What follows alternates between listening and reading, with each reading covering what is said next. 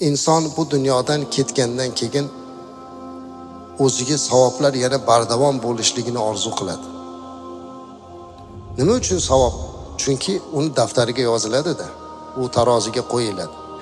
Shuning uchun ham payg'ambarimiz alayhissalom bir ajib bir hadis aytgan ekanlar. Imom al-Bazzor rivoyat qilgan hadis. Rasulimiz alayhissalom aytadilarki: "Sab'un yajri lil abdi ajrahunna va huwa fi qabrihi ba'da mawtihi." 7 ta narsa bor. Mana shu 7 narsa inson olamdan o'tib qabrga kirgandan keyin ham unga borib turar ekan. Shu 7 narsani sizga aytay azizlarim, eslab qoling va hayotga tatbiq qilaylik. Chunki u dunyoda juda ham kerak. Bitta sahifamizga bitta satr yozilishligiga muhtojligimiz bo'ladi. Birinchisi, man allama ilman. Ilm ta'lim bergan ustoz.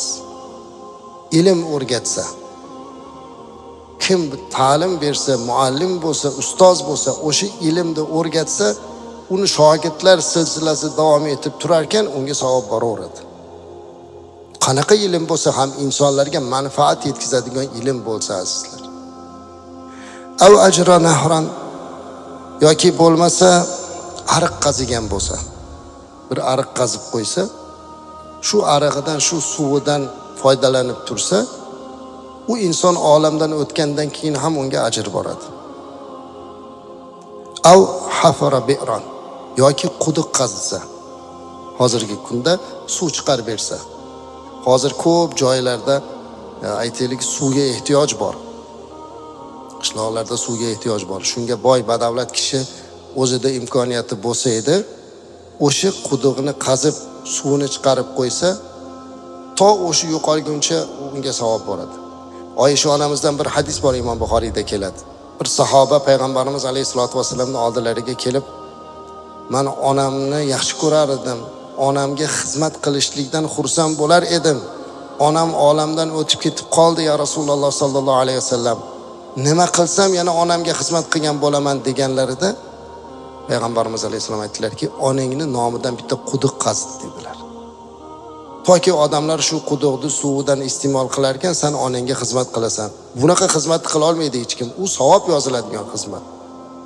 Rasulimiz alayhisalom aytibdilarki, agar kim olamdan o'tgandan keyin ham savob borishligini xohlasa, daraxt eksin, bog' qilsin. O'sha bog'idan foydalanar ekan odamlar xurmozor bo'ladimi? Endi arablarda xurmo bo'lgani uchun xurmo keltiriladi. Bizda qanday bo'lsa ham bir mevali daraxt eksin. U olma va uzummi nima bo'lsa ham odamlar o'shundan manfaatlanar ekan, u insonga savob boradi. Aw bana masjidan, yoki bo'lmasa masjid qurgan bo'lsa. Masjid qurgan odamga ham savobi qabriga borib turadi. Bu inson ham mana shu qilgan ishini savobini agar onasiga bag'ishlasa, onasini daftarida ko'riladi.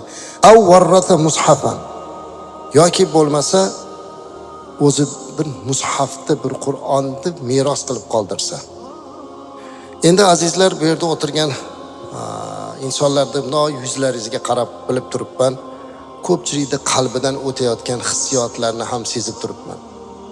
Chunki bu hadisni o'qiganda hammada shu savol tug'iladi. Qarang deydi.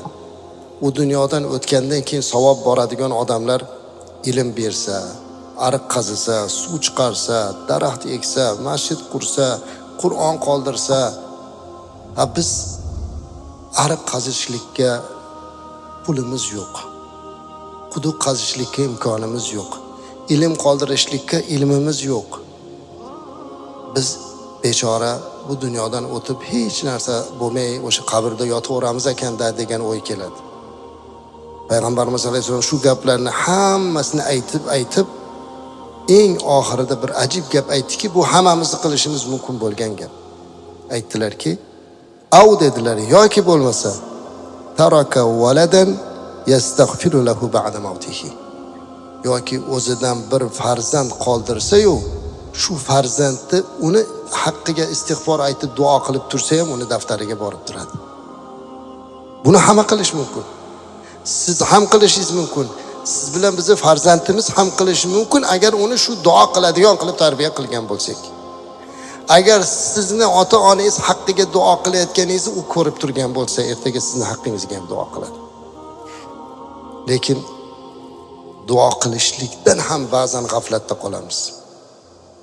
Qachon oxirgi marta ota-onani haqqiga duo qildik degan savolni bersak, ha, payshanba kuni qiluvdim, oshdan keyin deymiz. Yoki falon payti qilib. Yo'q azizlar.